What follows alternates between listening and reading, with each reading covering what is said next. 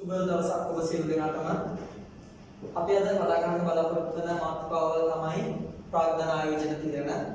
ඒ කියන්නේ විවිධේ සිලබස් එකේ තියෙන අවසාන පාඩම.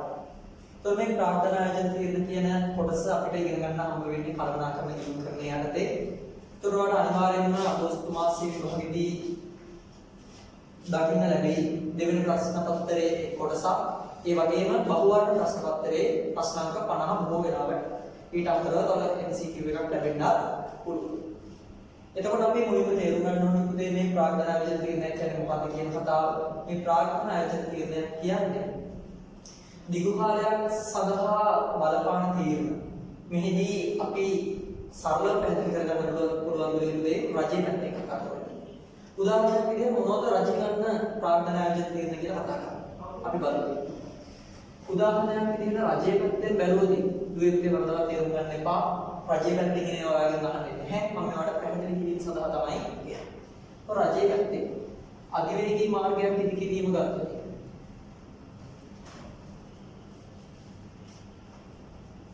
වරායක් සැකසීම ගත්තොත් ප්‍රාග්ධන ආයෝජන තීරණ දිර ගන්න. එතකොට අපි බලන්න ඕනේ ව්‍යාපාර පැත්තෙන් බැලුවට පස්සේ මොනවද මේ කියන ප්‍රාග්ධන ආයෝජන තීරණ. එතකොට ව්‍යාපාරයක් පැත්තට ගෙනල්ලා දුන්නේ නව යන්ත්‍ර විලට ගැනීම, නව ගොඩනැගිල්ලක් ඉදි කිරීම,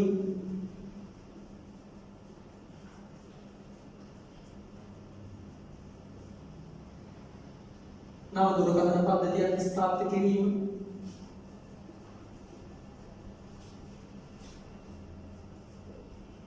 කිරීම වගේ දේවල්. එතකොට මේ අපි ඇත්තටම කතා කරන්න ඕනේ මෙන්න මේ ව්‍යාපාර වලට අදාළ වෙන ප්‍රාග්ධන ආයෝජන තීරණ පිළිබඳව. අපි දැන් බලමු මේ කියන ප්‍රාග්ධන ආයෝජන තීරණ වල ලක්ෂණ මොනවද කියලා. ඒතකොට ප්‍රාග්ධන ආයෝජන තීරණ වල ලක්ෂණ.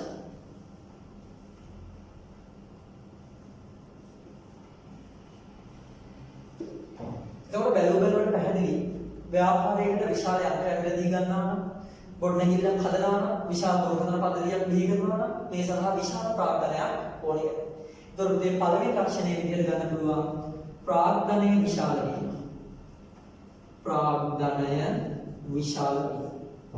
ඒ වගේම තමයි ළමයි මේකේ අවදානම ගොඩක් වැඩි. ව්‍යාපාරයක් විදිහට විශාල ආයෝජන තීරණයක් ගත්තට පස්සේ උදාහරණයක් නව කර්මාන්තශාලාවක් හදනවා කියලා හිතමු. හදුවට පස්සේ ඒ වැඩේ අසාර්ථක වුණොත් ව්‍යාපාරේ විශාල අවදානමක් තියෙනවා. ව්‍යාපාරේ වුණත් වෙනා පවා යට. නමුත් ඒ අවදානම වැඩි. විශාල අවදානමක් වැඩි. ඒ වගේම තමයි මේ ආපසු හැරවිය නොහැකි බව. ආපසු හැරවිය නොහැකි බව. ඒ කියන්නේ මොකක්ද? අපි මෙන්න හිතමු. අධිවේගී මාර්ගය හදන්න. ඒ අධිවේගී මාර්ගය හදනකොට භාගයක් දුර ගියාට පස්සේ ඒක නවත්තන්න ඕනේ කියලා හිතුවොත් අපිට හැකියාවක් නෑ ආයෙ පාරක් එක අවසර ගන්න. මොකද හේතුව ඒවට යොදව පහුර ටික ආයෙ පාරක් මුදල් බාරපත් කර ගන්න හම්බ වෙන්නේ නෑ. සිමෙන්ති වගේ දේවල් ඔයාලට පැහැදිලිව තේරුම් ගන්න. එතකොට දුන්නේ ඔයාලට දැන් පැහැදිලි ප්‍රාග්ධන ආයෝජන තීරණ කියන කතාව පිළිබඳව. එතකොට අපි දැන් ඉස්සරහට ගිහින් බලමු මොකක්ද මේ කියන ආයෝජන තීරණ ක්‍රියාවලියේ තියෙන පියවර කියන එක.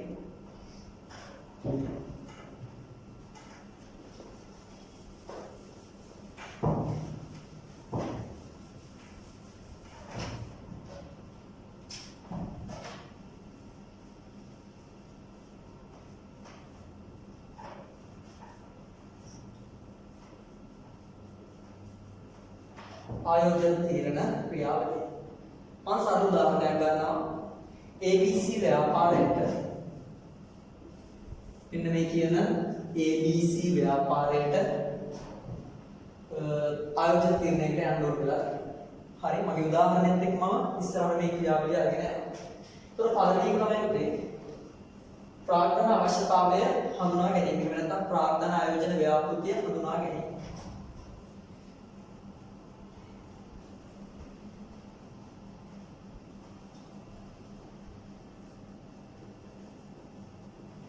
ප්‍රාග්ධන ආයෝජන ව්‍යාපෘතිය හඳුනා ගැනීම කියන්නේ ව්‍යාපාරයේ මේ වෙලාවේ මොන වගේ තීරණයකටද යන්න ඕන වෙලා තියෙන්නේ. ඒ කියන්නේ එකපාරම අලුත් ගොඩනැගිල්ලක් හදන එකයි, දුරකථන පද්ධතිය සවීකරණ එකයි, නා නිෂ්පාදනයේ යන එකයි හැමදේම කරන්න බෑ. තොර ව්‍යාපාරයේ කළමනාකරනකොට සිද්ධ වෙනවා මේ වෙලාවේ වඩාත්ම යෝග්‍ය ආයෝජන තීරණය මොකක්ද කියන එක. තොර අපි හිතමු මේ ABC ව්‍යාපාරයේ මේ වෙලාවේදී ඕන වෙලා තියෙනවා යන්ත්‍රයක් මිලදී ගන්න. අපිට යන්ත්‍රයක් මිලදී ගන්න තමයි යන්නේ. තොර යන්ත්‍රයක් මිලදී ගැනීම කියන දේ තීරණය කරාට පස්සේ ව්‍යාපාරයට සිද්ධ වෙනවා විකල්ප ආයෝජන ව්‍යාපෘති හඳුනා ගන්න. විකල්ප ආයෝජන හඳුනා ගැනීම.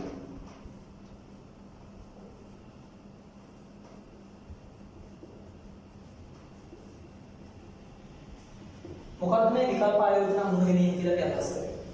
උදේ විකල්ප ආයෝජන හඳුනා ගැනීම කියලා කියන්නේ දැන් යන්ත්‍රයක් පිළට ගන්න ඕනි වෙලා තියෙනවා නම් යන්ත්‍රයක් පිළදී ගන්න තියෙන එකම තැනක් විතරක් නෙවෙයි. උදාහරණයක් විදිහට ජපානයේ මැෂින් එකක් ගෙන්නන්න පුළුවන් යන්ත්‍රයක් ගෙන්නන්න පුළුවන්. ඉන්දියාවෙන් ගෙන්නන්න පුළුවන්.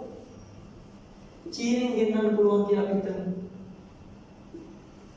එතකොට මෙන්න මේවා තමයි විකල්ප ආයෝජන හඳුනා ගැනීම කියන්නේ. ඒතර ව්‍යාපාරයට පුළුවන් වුණා ජපානයේ මැෂින් එකක් ගෙන්නන්න, ඉන්දියාවේ මැෂින් එකක් ගෙන්නන්න, එහෙම නැත්නම් චීනයේ මැෂින් එකක් ගෙන්නන්න.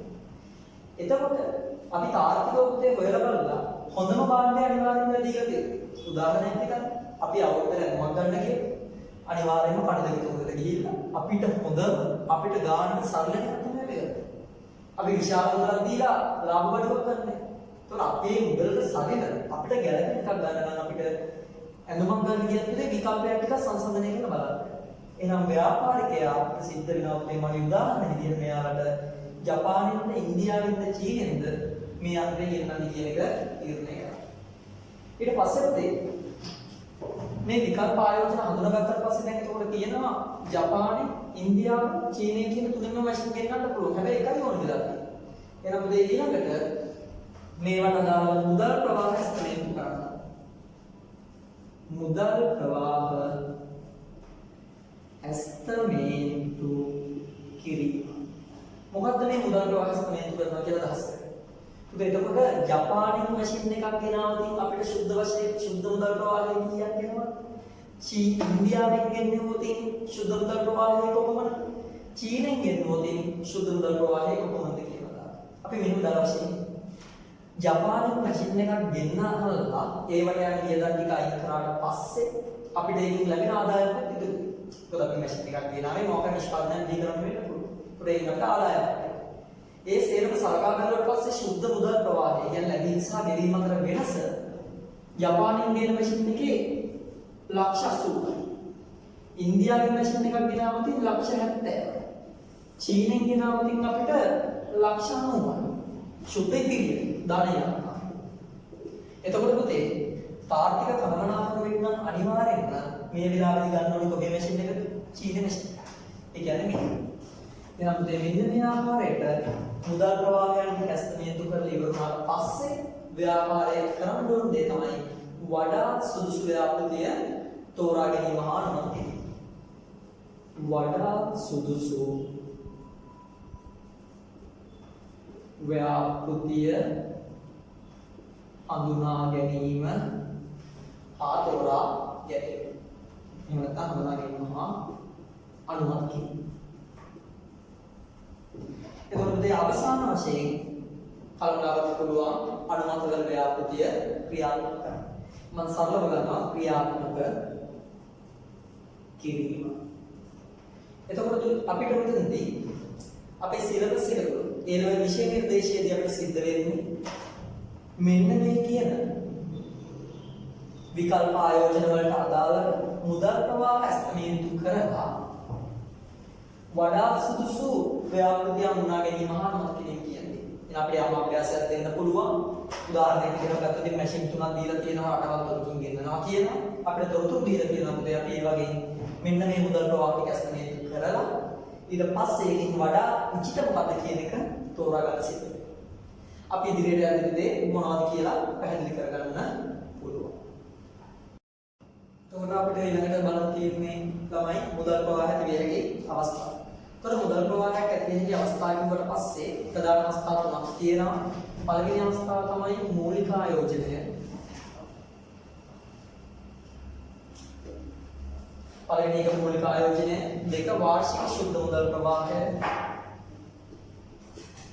වාර්ෂික ශුද්ධ මුදල් ප්‍රවාහය 3 පර්යන්ත මුදල්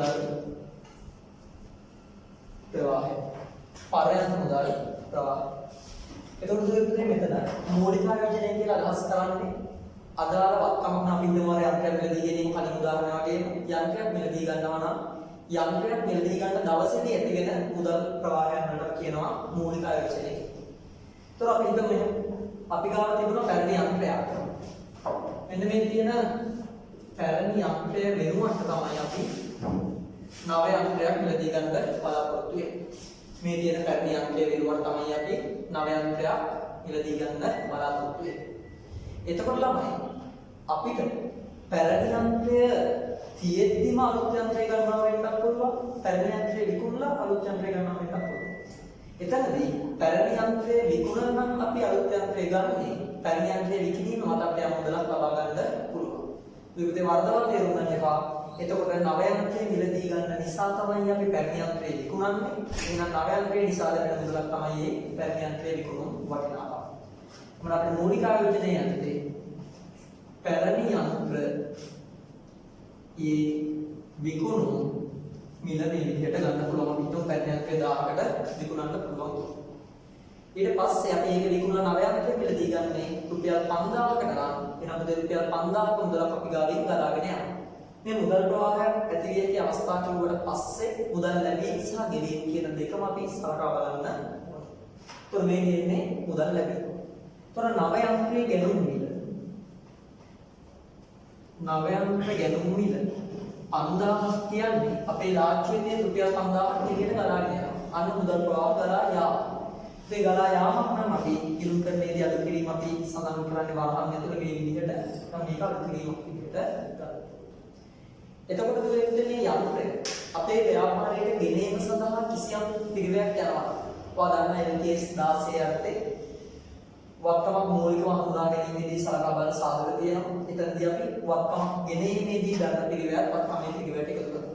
අන්න ඒ විදිහටම ප්‍රවාහන පිළිවෙලක් තියෙනවා නම් ඒකත් අපි මෙන්න මේ කියන මූලික ආයෝජනයේ එකසක ඇතුළත් කරන්න ඕනේ. අපි හිතමු 1000ක් කියන.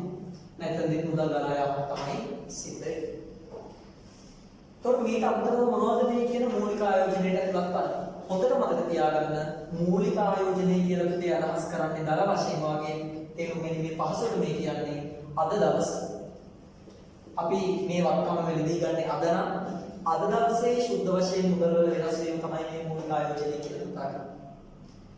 එතකොට මේවට අමතරව තව මොනවද වත්කම වෙලදී ගන්න දවසේදී ඇතිවෙන මුදල් ගලායක් සමගලායක් කියලා බලන්න. එතකොට මෙතනදී අපි කියනවා කාර්ය ප්‍රාග්ධනය කියලා සංකල්පය. අපි හිතමු මෙහෙම යන්ත්‍රයක් ගෙනහලා ඒ යන්ත්‍රයෙන් වැඩ ටික කරගෙන යන්නේ කිසියම් අමුද්‍රව්‍ය ටිකක් ඕනේ වෙනවනේ කියන්නේ. ඒ වගේ පැහැදිලි කිරීම තේරුම් ගැනීමේ පහසුව. එතකොට ඒ අමුද්‍රව්‍ය ටික මිලදී ගැනීම සිද්ධ කරන්න වෙනවා පළවෙනි දවසේ. වත්කම ගත්ත දවසේ ඉඳන් ඉතින් මුදල් ගලා යාමක් වෙනවා. අපි ඒවට කියනවා කාර්ය ප්‍රාග්ධනය කියලා. අපි හිතමු කාර්ය ප්‍රාග්ධනය 200ක් කියලා. එහෙනම් මේ කාර්ය ප්‍රාග්ධනය 200 අපි සල්ලි දීලා ගන්න ඕනේ. එහෙනම් එතනදී මුදල් අඩුවීමක් සිද්ධ වෙනවා. එතකොට මම හිතනවා මේ මූලික ආයෝජනය කියන කතාව මෙතනදී පැහැදිලි. ඒතකොට අපි ඊළඟට තියෙන්නේ වාර්ෂික සුද්ධ මුදල් ප්‍රවාහ කියන කතාව. මේ යන්ත්‍රය අපිට වර්ෂ 5ක් පාවිච්චි කරන්න පුළුවන් නම් පළවෙනි වර්ෂය, දෙවෙනි වර්ෂය, තුන්වෙනි වර්ෂය සහ හතරවෙනි වර්ෂය කියන වර්ෂ 4ම වාර්ෂික සුද්ධ මුදල් ප්‍රවාහ ගණනයට තමයි අයත් වෙන්නේ. ඒ කියන්නේ අද දවස කියන්නේ උදේ මිලදී ගන්න දවස. හැබැයි මිලදී යන අවුරුද්දක් යනකම් ඉස්සරහට ගන්න වෙන්නේ වාර්ෂික සුද්ධ මුදල් ප්‍රවාහ කියන දවස. එතකොට මේ වත්කමෙන් මොනවා හරි භාණ්ඩයක් නිෂ්පාදනය කරනවා නම් ඒ භාණ්ඩ අලෙවි කරලා ආදායමක් ගන්න පුළුවන්. ඒවයි කියනවා වාර්ෂික සුද්ධ මුදල් ප්‍රවාහ. අදාළ නිෂ්පාදිත අලෙවියෙන් ලද මුදල්. හිතමු අපි 2000යි කියලා මම මේ ගන්නේ එක වර්ෂයක විතරයි උදාහරණයක් විදිහට. මේ විදිහට කිව්වොත් ඒ වගේම සමහර වෙලාවට යන්ත්‍ර වගේ දේවල් ළමයි භාවිතා කරද්දී අතරතුරදී අලුත් පැලියා කියලා ඉන්න තේරෙන්න පුළුවන්. අපි හිතමු දෙවෙනි වර්ෂයේ තුලදී රුපියල් ලක්ෂයක අලුත් පැලියාවක් ඇති වෙනවා. ඒතකොට එතනදී මුදල් ගලා යාමක් සිද්ධ වෙනවා. යම් අලුත් පැලියා වියත.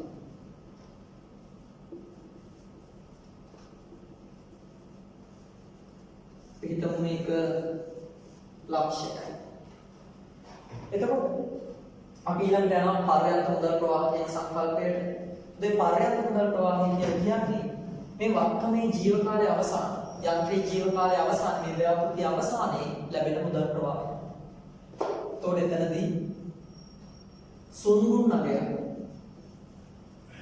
කියන එක අපිට ගන්න පුළුවන්. හිතන්න සුන්බුන් නගය 500යි කියලා. එතකොට සුන්බුන් නගයේ මුදල් ලැබීමක් විදිහට තමයි අපි සලකන්නේ. ඇයි එතකොට මේ කියන සුන්බුන් නගයේ මුදල් ලැබීමක් විදිහට සලකන්නේ?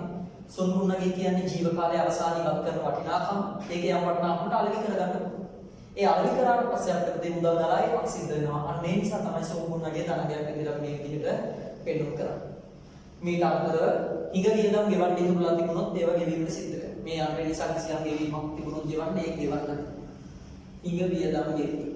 ඒකට එතනදී ගෙවීමක් නිසා මුදල් දරායමක් ක්‍රියා. මම මේ ඉතින් උපකල්පනය කරපු ඉලක්කම් ටිකක් තමයි මෙතනදී සඳහන් කරේ. අපිට ඉස්සර අභ්‍යාස සම්බන්ධ ඒවාට තව පැහැදිලි කරගන්න.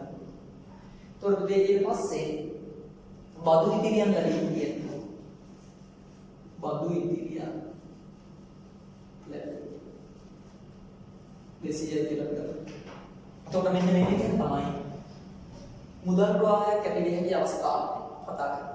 මේක සාරාංශයක් විදිහට මුදල් ප්‍රවාහයක් ඇති වෙන හැකි අවස්ථාව ගත්තා පස්සේ අපි මූලික ආයෝජනයේ කියන්නේ වත්කම් මිලදී ගන්න දවසේ ඉගෙන දේවල් ඊළඟට වාර්ෂික ශුද්ධ මුදල් ප්‍රවාහය කියන්නේ පළවෙනි අවුරුද්ද දෙවෙනි අවුරුද්ද තුන්වෙනි අවුරුද්දේ ආකාරයට අවසාන පර්යාප්ත මුදල් ප්‍රවාහය කියන්නේ අවසාන අවුරුද්ද. එතකොට අපිට දරුවනේ ඊළඟට මේකේ අභ්‍යාසයකට යොමු වෙන්න පුළුවන්. ඒ අභ්‍යාසය කරාට පස්සේ මේක තවදුරටත් පැහැදිලි. අපි බලමු ඔයාලට ලැබිලා තියෙන පේපර් එකේ පළවෙනි අභ්‍යාසය. හොඳට විනාඩියක් අරගෙන මේක කියවොත් ඔයාලට මම හදද්දිම ඔයාලට මේක හදාගන්න හැකියාව ලැබෙනවා.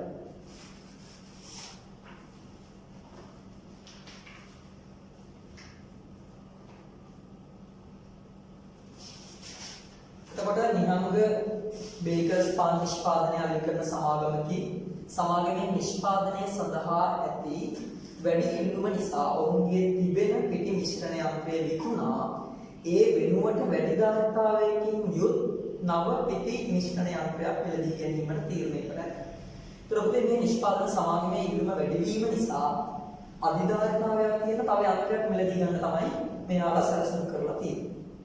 ඒ ඉදිරි වසර 5 තුල භාවිතා කිරීමට අපේක්ෂා කරනවා. එනම් මේ අලුතින් ගන්න පිටි මිශ්‍රණ යන්ත්‍රය ධර්මයේ වසර 5ක් භාවිතා කරන්න අපේක්ෂා කරලා තියෙනවා.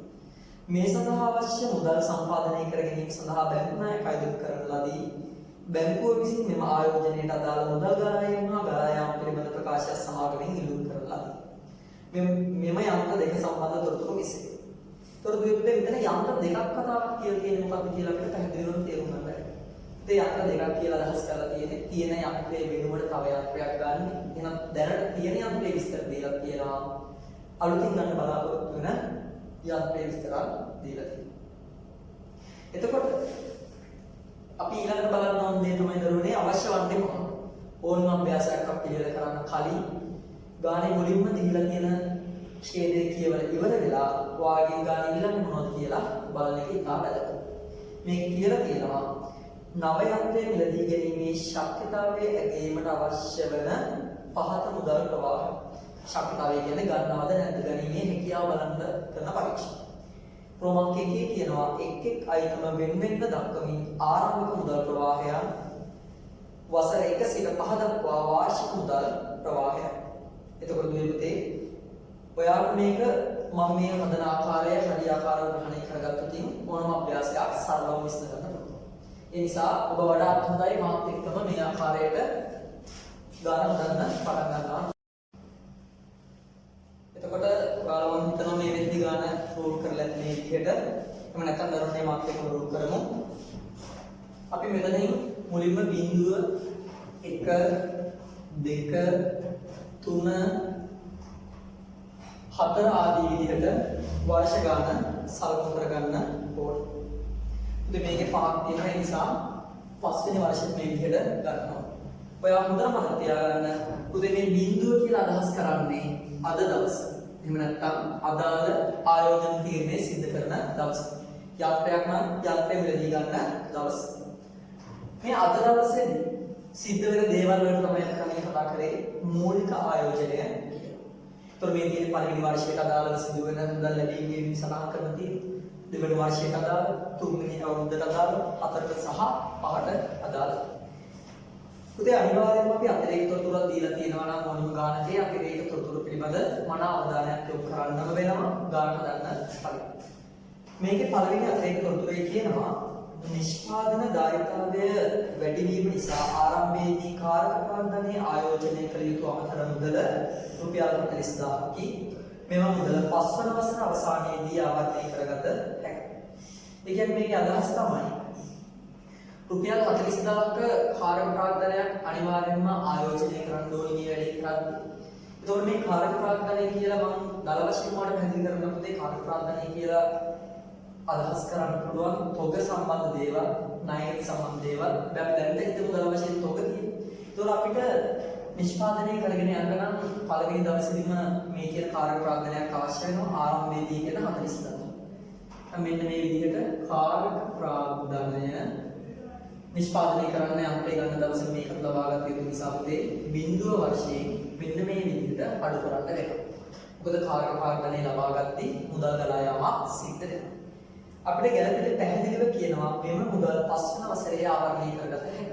කියන්නේ මේ අන්තයේ කවදායි ජීව කාලය ඉවර වෙනාට පස්සේ ඒ වෙද්දි කාර්ය ප්‍රාග්ධනයක් ඉදිරි වෙලා තියෙන්න පුළුවන්. ඒතර ඒ ටික අපේ මුදල් බවට පරිවර්තනය කරගන්න හැකියාව ලැබෙනවා. හැබැයි මේ පස්වෙනි වර්ෂයේ තුල.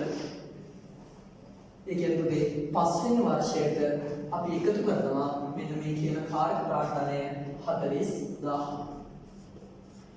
නම් ඕනෙම ගානක දේවා හදද්දී කාර්ය ප්‍රාග්ධනය කියන වටිනාකම දීලා තිබුණොත් උදේ බිඳුව කියන තැන. ඒ කියන්නේ අද දවසින් අඩු කරලා අවසන් අවුරුද්දට එකතු කළ යුතුයි. ඊළඟට කියනවා තමයි දෙවෙනි එකේ මෙම යන්ත්‍රය මිලදී ගැනීමෙන් පසු සමාගමේ වාර්ෂික ශුද්ධ මෙහෙයුම් මුදල් දරා ඒ ලක්ෂ 5කින් වැඩි වේ. ඔයා මේක හයිලයිට් කරගන්නවා නම් ගොඩක් වටිනවා. වාර්ෂික ශුද්ධ මෙහෙයුම් මුදල් දරා ඒ රුපියල් 50000කින් වැඩි වේ. ඒ කියන්නේ කලින් තිබුණ යන්ත්‍රය මේකේ පැරණි යන්ත්‍රය වෙනුවට නව එකක් ගන්න. පැරණි යන්ත්‍රය තියෙද්දී ආපු මෙහෙයුම් කටයුතු ශුද්ධ මුදල් ප්‍රවාහයට වඩා වැඩියෙන් 50000ක් ලැබෙනවා කියලා කියන්නේ. ඒකෙන් අදහස් වෙනවා කලින් තිබුණ එක තිබුණට වැඩිය 50000ක් තමයි අපිට ලැබෙන්නේ. ඒ කියන්නේ පුතේ අපි මෙතනදී මේ වැඩි වෙච්ච ප්‍රමාණය තමයි සලකා බලන්න ඕනි. මොකද හේතුව මේක ගත්ත නිසා තමයි මේ ප්‍රමාණය වැඩි වෙන්නේ. එතකොට මේ 45000ක වටිනාකම අපි මෙහෙයුම් මුදල් ගලා ඒ කියලා මෙන්න මේ විදිහට 1 2 3 4 5 කියන වර්ෂ වලට ඇතුළත් කරන්න ඕනේ. ඒ පොතන මතක තියාගන්න මෙහෙයුම් මුදල් ප්‍රවාහ බිඳුව කියන දවසට අදාළ වෙන්නේ නැහැ.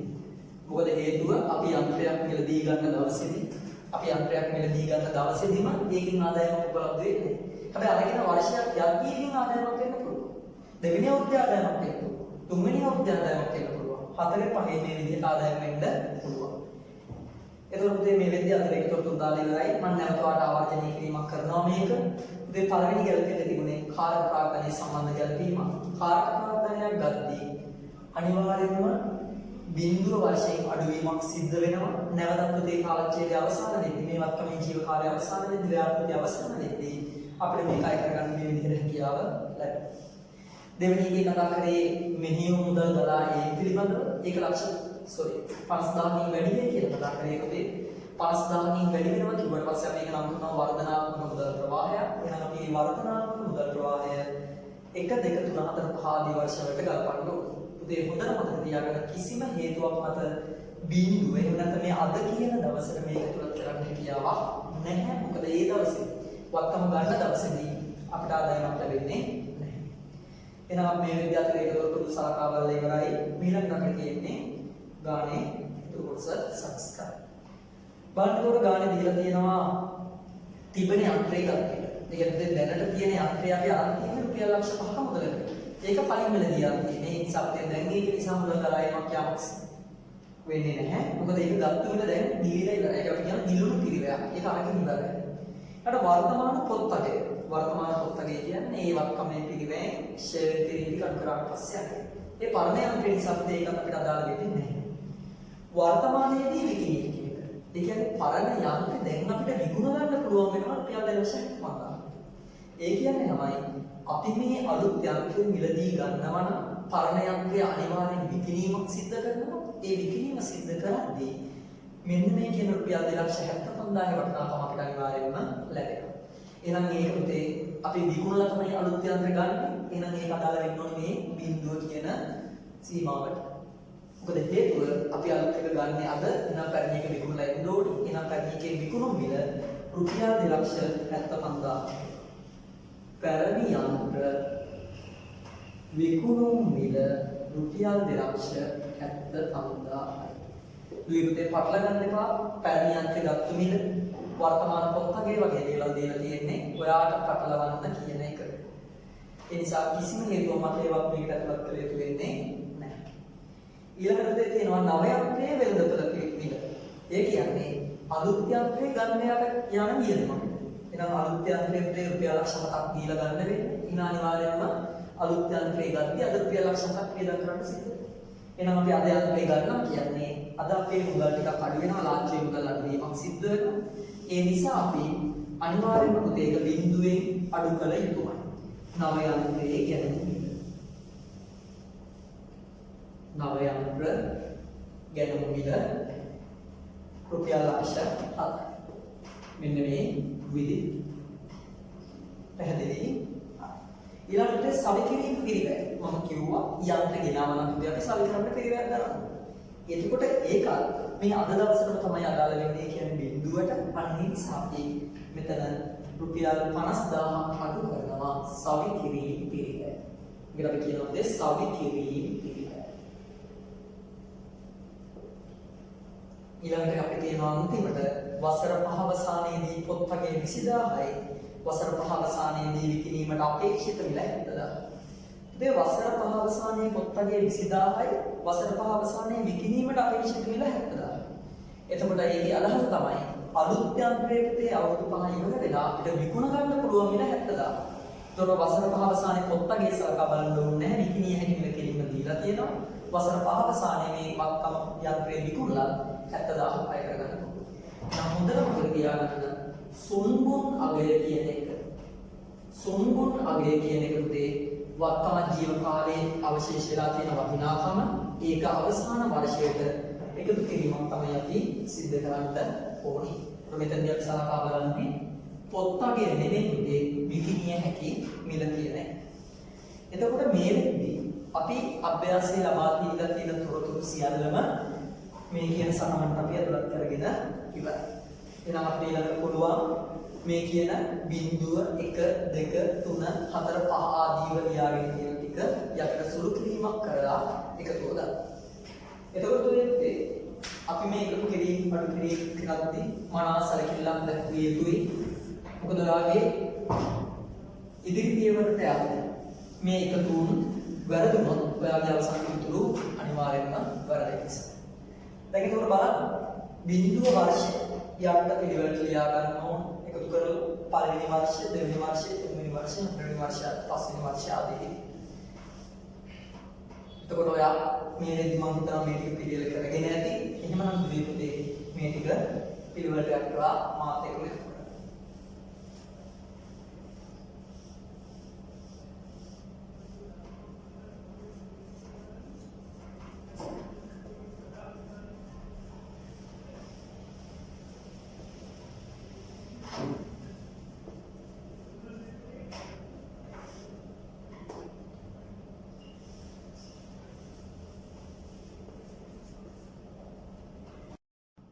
එතකොට මේ විදිහට දුවේ මේ විදිහට සුළු කරලා උත්තර ටික අරගෙන ඇති.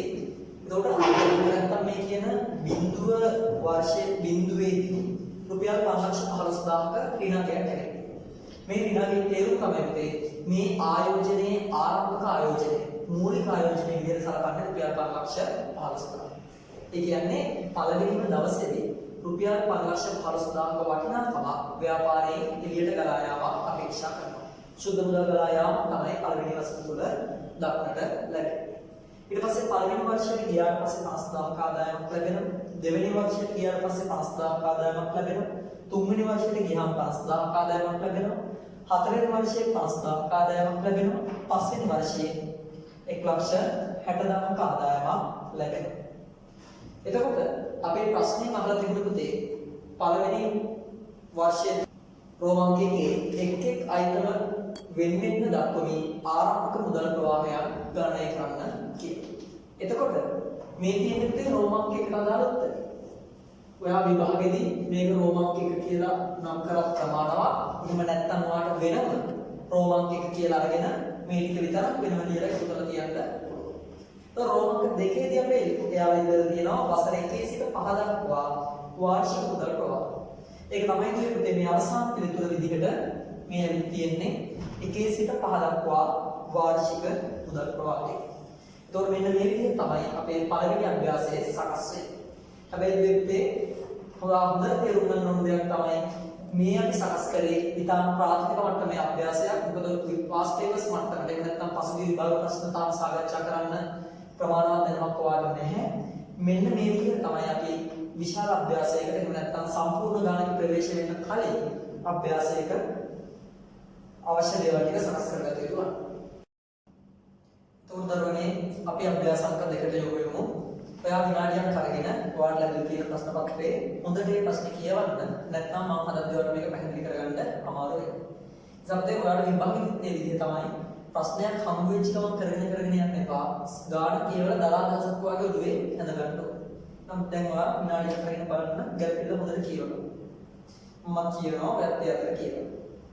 සීමිත කේසර පොදු සමාගමේ පවතින යන්ත්‍රයක් වෙනුවට නව යන්ත්‍රයක් හඳුන්වා දෙමි. මෙහිම වියදම් ලක්ෂ 3 සිට ලක්ෂ 3,20,000ක් දක්වා වැඩි වෙන බවත්, ෂෙයරින් රුපියල් ලක්ෂයේ සිට 1,20,000ක් දක්වා වැඩි වෙන බවත්, විකුණුම් ආදායම ලක්ෂ 6 සිට ලක්ෂ 7 දක්වා වැඩි වෙන බවත් ඉදිරිපත් කරයි. දැන් බලන්න හැම දෙයකම මෙහිම වියදම් ෂෙයර් විකුණුම් ආදායම කියන තුනේම ඉලක්කම් දෙකක් අතර වෙනසක් දීලා තිබුණා. මොකක්ද මේ ඉලක්කම් දෙකක් අතර වෙනසක් දීලා තියෙන්නේ? මේ පවතින යන්ත්‍රය වෙනුවට නව යන්ත්‍රයක් ගන්නවා කියන්නේ තියෙන යන්ත්‍රය විකුණන තමයි අලුත් යන්ත්‍රයක් අපි ගන්න. එතකොට ඉලක්කම් දෙකක් දීලා තියෙන්නේ. කලින් යන්ත්‍රයේ තිබුණා නම් කොහොමද? අලුත් යන්ත්‍රය ගත්තා නම් කොහොමද? එතකොට ඔය දෙක අතර වෙනස කියනවා අපි වර්ධනාත්මක මුදල් ප්‍රවාහය කියලා. ඒක කියනවා අපි වර්ධනාත්මක මුදල් ප්‍රවාහය කියලා. එතකොට මේ පාඩමේදී අපි හැම වෙලේම සලකා බලන්න ඕන වෙන්නේ මෙන්න මේ කියන වර්ධනාත්මක මුදල් ප්‍රවාහය. අපි නැවත ඉදිරියට ගාන කියවගෙන යනවා. යන්ත්‍රය මිලදී ගැනීමට රුපියල් 7,50,000ක් යෙදවිය යුතු අතර පැරණි යන්ත්‍රය විකුණා ලක්ෂ 3ක් ලබා ගත හැකියි අපේක්ෂිතයි. කියන්නේ පැරණි යන්ත්‍රය විකුණලා ලක්ෂ 3ක් ගන්නත් පුළුවන්. අලුත් යන්ත්‍රය ගන්න රුපියල් 7,50,000ක් වැය කරන්න සිද්ධ වෙනවා. එම පැරණි යන්ත්‍රයේ පොත්තගේ 1,75,000ක්. උදේ පොත්තගේ දීලා තිබුණාට ඒක අපිට වැඩක් නැහැ. මොකද අපිට ඒක විකිණිය හැකි කියලා තමයි ඕන වෙන්නේ. ඒක රුපියල් 3යි කියලා අභ්‍යාසයේ කලින් සඳහන් කරලා තියෙනවා. යන්ත්‍රයේ ජීව කාලය වර්ෂ 3කි. වර්ෂ 3ක් අවසානයේ එහි සම්පූර්ණගේ 50,000කි.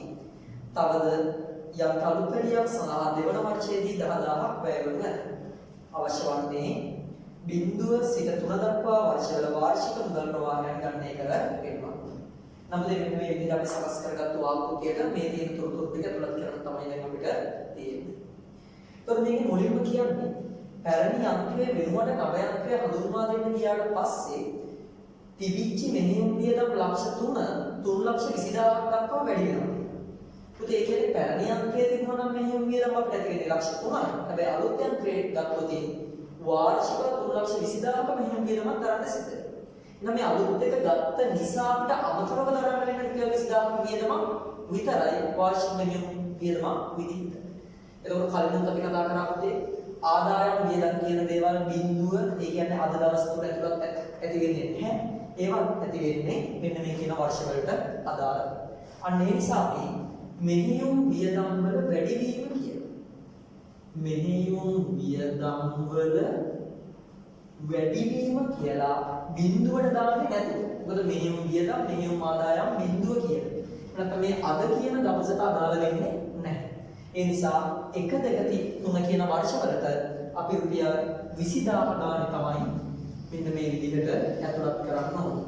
දුවේ පුතේ මම නැවත වතාවක් කියනවා අපි හැම වෙලේම ගන්න ඕනේ මේ පාඩමේදී වර්ණනාත්මක මුදල් ප්‍රවාහය. ඒ කියන්නේ කලින් එකයි අලුත් එකයි අතර තියෙන වෙනස විතරයි. එතකොට මෙතනදී මේ 20000ට මේ විදිහට ධන ඉලක්කමක් ඇතුළත් කරොත් වැරදි. මොකද 20000කින් මෙහෙම වියදම් වැඩි වෙනවා කියන්නේ අපේ රාජ්‍යයේ තියෙන සල්ලි ටික 20000කින් අඩු වෙනවා කියන එක. අන්න ඒ නිසා මෙහෙම වියදම් වැඩි වීම නිසා අපේ සල්ලි අඩු වීමක් වෙන්නේ අපි හොයන්නේ මුදල් ප්‍රවාහය. ඒ නිසා මෙන්න මේ විදිහට මේවා වරහන් ඇතුලේ තමයි ගැලපීම් කළ බලන්න ඊළඟට දීලා තියෙනවා ෂෙයාරේ රුපියල් ලක්ෂයේ සිට 1,20,000ක් දක්වා වැඩි වෙන බව. ඔයා හොඳට මතක තියාගන්න ඕනි කරුණක් තමයි පුතේ මුදල් ප්‍රවාහ ඇස්තමේන්තු කිරීමේදී කිසිම විටක ෂය ගැලපීම් කරන්නේ නැහැ. මොකද හේතුව තමයි යන්ත්‍රයක් ෂය වුණා කියලා ලාච්චුවේ තියෙන මුදල් කිසිම වෙලාවක අඩුවීමක් සිද්ධ වෙන්නේ නැහැ. යන්ත්‍රයේ ගෙවීමක් පමණයි සිද්ධ වෙන්නේ. එහෙනම් ඔයා නැවත වතාවක් මතක තියාගන්න පුතේ ෂය දීලා තිබුණොත් ඒ ෂය කියන එක මුදල් ප්‍රවාහ හොයද්දී ඇතුළත් කළ යුතු වෙන්නේ නැහැ. මොකද වලපත්කම් ෂය වුණා කියලා ලාච්චුවේ තියෙන සල්ලි කීයක්වත් අඩු වෙන්නේ නැති නිසා. නිසා පුතේ අපිට ඒක මේක ඇතුළත් කළ යුතු වන්නේ නැහැ. ඔයා මේ වගේ දේවල් පුතේ මේ පාඩම අතරතුර හම්බුනාට පස්සේ ගොඩක් වැදගත් තරුවක් දාලා මොකද හරි සටහනක් දාලා තියාගන්නවා. මම නැවත වතාවක් සඳහන් කරනවා ඒක මුදල් ප්‍රවාහ ඇස්තමේන්තු කිරීමේදී ෂය කිසිදු විටක ඇතුළත් කළ යුතු නොවේ. මුදල් ප්‍රවාහ ඇස්තමේන්තු කිරීමේදී ෂය කිසිදු විටක ඇතුළත් කළ යුතු නොවේ. හරිද? අපි බලමු ඊළඟට ගානේ මොකද දීලා තියෙන්නේ කියලා. විකුණුම් ආදායම ලක්ෂ 6 සිට ලක්ෂ 7 දක්වා වැඩි වෙන බවක් ඉදිරිපත් කරයි. ඉතින් විකුණුම් ආදායම ලක්ෂ 6 ඉඳන් ලක්ෂ 7 දක්වා වැඩි වෙනවා කියන්නේ පැරණි අංක තිබුණා නම් ලක්ෂ 6යි හම්බ වෙන්නේ. අලුත් අංක ගත්තා නම් ලක්ෂ 7ක් හම්බ වෙනවා. ඒ කියන්නේ අපිට පැරණි අංකේ වෙනුවට අලුත් අංක ගත්තු නිසා සෑම වර්ෂයකම විකුණුම් ආදායම රුපියල් ලක්ෂයකින් වැඩි වීමක් වෙලා තියෙනවා. අන්න ඒ නිසා අපි මෙතන විකුණුම් ආදායමේ වැඩිවීම කියලා. විකුණුම් ආදායමේ වැඩිවීම කියලා 1 2 3 කියන වර්ෂවලට රුපියල් ලක්ෂ 6යි 7යි අතර වෙනස ලක්ෂයක් විදිහට ගන්න ඕනේ. ඒකට අපි කලින් සඳහන් කරා පුතේ වර්ධනාත්මක මුදල් ප්‍රවාහ. විකුණුම් ආදායම ඒ කියන්නේ විකෘති ආදායම වැඩිවීමක් වෙනවා. විකුණුම් නිසා මුදල් වැඩිවීමක් වෙනවා. ඒ නිසා මේක ධන විදිහට තමයි අපි මේකට ඇතුළත් කළ යුතු වන්නේ මුදල් වැඩිවීමක් නිසා. බලන්න මේක එතනදී මෙහෙම වියදම් වල වැඩිවීමේදී කිසියම් වටිනාකමක් ඇතුළත් වෙන්නේ නැහැ බිඳුවට. විකුණුම් ආදායම වැඩිවීමේදී බිඳුවට වටිනාකමක් ඇතුළත් වෙන්නේ නැහැ. ඒකට හේතුව තමයි අපි මේ ව්‍යාපෘති කරන දවසේදී ආදායමක් ලැබෙන්නේ නැහැ, වියදමක් ලැබෙන්නේ නැහැ. වර්ෂයක් යද්දී ආදායම වියදම දෙවෙනි වර්ෂයේ, තුන්වෙනි වර්ෂයේ ඒ ආදී විදිහට. ඒකට අපිට ඊළඟට දීලා තියෙනවා යන්ත්‍රය මිලදී ගැනීමට රුපියල් 7,50,000ක් යෙදවිය යුතු අතර අනුමේ අලුත් යන්ත්‍රය ගන්න රුපියල් 7,50,000ක් වියදම් කරන්න සිද්ධ වෙනවා. නව යන්ත්‍රයේ ගැනුම් මිල නව යන්ත්‍රයේ ගැනුම් මිල අපි අලුත් යන්ත්‍රය ගන්න නම් රුපියල් 7,50,000ක් අනිවාර්යයෙන්ම වියදම් කරන්න ඕනේ. ඒ කියන්නේ අද දවසේ අපේ ලාච්චුවේ තියෙන රුපියල් 7,50,000ක් දීලා තමයි මේ වත්කම් මිලදී ගන්න සිද්ධ වෙන්නේ. එහෙනම් අනිවාර්යයෙන්ම මේ බිඳුව කියන සීමාව මේ අද දිනේ අනිවාර්යයෙන්ම රුපියල් 7,50,000ක් මේ විදිහට අඩු කළ යුතුයි. දුවේ මතක තියාගන්න දරුවන්ට වැරදෙන තැන තමයි මේ ඍණ සහ ධන කියන එක. මුදල් ගලා යාමක් නම් අනිවාර්යයෙන්ම ඍණ විදිහට මුදල් ලැබීමක් නම් ධන විදිහට ඇතුළත් කිරීම අත්‍යවශ්‍යයි. එතකොට අපිට ඊළඟට කියනවා පුතේ පැරණි යන්ත්‍රයේ විකුණා ලක්ෂ 3ක් ලබා ගැනීමට හැකියි. ඉතින් අපි නව යන්ත්‍රය ගන්නේ පැරණි යන්ත්‍රයේ වෙනුවට එහෙනම් පැරණි යන්ත්‍රය විකුණන්න හැකියාව තියෙනවා. ඒක විකුණලා පුතේ රුපියල් ලක්ෂ 3ක මුදලක් අපිට ලැබෙනවා. එහෙනම් අපි පැරණි යන්ත්‍රය විකුණලා තමයි නව යන්ත්‍රය ගන්නෙ. එහෙනම් අද දවස තුල ඒක විකුණනවා කියන්නේ අපිට තව රුපියල් ලක්ෂ 3ක් අය කරගන්නද හැකියාවක් ලැබෙනවා. එහෙනම් පැරණි යන්ත්‍රයේ ගැනුම් මිල පැරණි යන්ත්‍රයේ ගැනුම් මිල අපි මෙන්න මේ කියන බිඳුවෙන් අඩු කළ යුතු වෙනවා. ඒ වටිනාකම තමයි පුතේ සමාන වෙන පැරණි යන්ත්‍රයේ විකුණුම් මිල. පැරණි යන්ත්‍රයේ විකුණුම් මිල රුපියල් 1,75,000 රුපියල් ලක්ෂ 3. මෙන්න මේ ආකාරයට බිඳුවට එකතු කරන්න ඕන. පුතේ මෙතන ඊළඟට දීලා තියෙනවා පැරණි යන්ත්‍රයේ පොත් වගේ 1,75,000 කියලා. මොකද ඒක වල දීලා තියෙන පාඩම. පැරණි යන්ත්‍රයේ පොත් වගේ 1,75,000 වුණාට ඒක විකුණන්න පුළුවන් මිල ලක්ෂ 3යි. ඒ නිසා මෙතන ඇතුළත් කළ යුතු වන්නේ රුපියල් ලක්ෂ 3 කියන වටිනාකම. ඊළඟ යන්ත්‍රයේ ජීව කාලය වර්ෂ 3යි. වර්ෂ 3ක් අවසානයේ ඒ සුන්බුන්නගේ 50,000. මේ සුන්බුන්නගේ මම කලින් සඳහන් කරා සුන්බුන්නගේ දීලා තියෙනවා කියන්නේ ඒ සුන්බුන්නගේ අපි ව්‍යාපෘතියේ අවසාන කාලයට එකතු කළ යුතුයි. සුන්බුන්නගේ කියන්නේ වක්කමේ ජීව කාලය අවසාන වෙලා ඒක අපිට අලෙවි කරගන්න පුළුවන් වටනක්. ඒ කියන්නේ අනිවාර්යෙන් ව්‍යාපෘතිය වුණාට පස්සේ ඒ සුන්බුන් අලෙවියෙන් යම්බාන අපිට උපලබ්ධි කරගන්න පුළුවන්. නම් සුන්බුන්නගේ බොහෝ අභ්‍යාසවල මේක ලබා දෙනවා. මේ කියන සුන්බුන් අගය ඔය අනිවාර්යෙන්ම අවසාන වර්ෂයට එකතු කිරීමක් කළ යුතුයි. මෙන්න මේ විදිහට. අවසානයේදී කියනවා දෙවන වර්ෂයේ රුපියල් 10000ක් වැය වෙනවා. නම් දෙවෙනි වර්ෂයේ රුපියල් 10000ක් වැය වෙනවා කියන්නේ මෙන්න මේ දෙවෙනි වර්ෂයේ ඒ 10000 අඩු කරන්න ඕන. මොකද යන්ත්‍රපරියාව කියන්නේ ව්‍යාපාරයේ තියෙන මුදල් පිටතට ගලා යාමක් සිද්ධ වෙනවා. මුදල් ගලා යාමක් නම් අපි අඩු කළ යුතුයි. අලුත් වැඩියා වියදම් රුපියල් 10000. එතකොට අපි මේ වෙද්දී අභ්‍යාසයේ ලබා දීලා තියෙන දත්ත ටික මේක ඇතුළත් කරලා ඉවරයි. එහෙනම් ඊළඟට අපිට තියෙන්නේ මෙන්න මේ කියන අගයන්ගේ එකතුවක් ටික ලබා ගැනීම. එතකොට බලන්න අද දවසේ ලක්ෂ 3යි 7,50,000 කියන්නේ 4,50,000ක අගයක් වෙනවා. හැබැයි පුතේ ක්‍රීඩ. ඒ කියන්නේ යම්කේ මිලදී ගන්න දවසේ සුද්ධ වශයෙන් මුදල් වල ගලා යාම රුපියල් 4,50,000. පළවෙනි වර්ෂයට ගියාට පස්සේ මෙහෙයුම් වියදම් වල වැඩි වීම 20000ක් තියෙනවා. ඒ කියන්නේ මුදල් අඩු වීමක් වෙන්නේ වියදම් වැඩි වෙලා එතනට 20000ක් තියෙනවා. විකුණුම් ආදායම ලක්ෂයක් ආවා. ඒතකොට පුතේ මෙතන සුද්ධ උත්තරේ තියෙනවා රුපියල් 80000. 80000. ඊට පස්සේ දෙවෙනි වර්ෂයට යනවා. දෙවෙනි වර්ෂයට ගියාට පස්සේ පුතේ මෙතන ලක්ෂික ආදායමක් ආවා. වියදම් තිබුණා 10000ක්. මෙතන තිබුණා මෙහෙම වියදම් වල වැඩි වීම 20000ක්. මේ සුද්ධ උත්තරේ විදිහට 80000යි 70000ක් වෙනවා. අවසාන වර්ෂයේ ගියාට පස්සේ පුතේ ලක්ෂයයි 1,50,000යි 1,30,000ක ධන අගයක් ලැබෙනවා. එතකොට මෙන්න මේ විදිහට තමයි පුතේ මේ වගේ අභ්‍යාසයක අපි මුදල් ප්‍රවාහ ස්ථානිත කිරීම සිදු කළ යුතු වන්නේ. එහෙනම් අපි අද මෙතන මේ කොටස නිමා කරනවා. අපිට පුතේ ඊළඟට ප්‍රාර්ථනා ආයෝජන තීරණ දෙක කොටසෙන් නැවත හමු වීමේ බලාපොරොත්තුවක් සම්. සුබ දවසක්.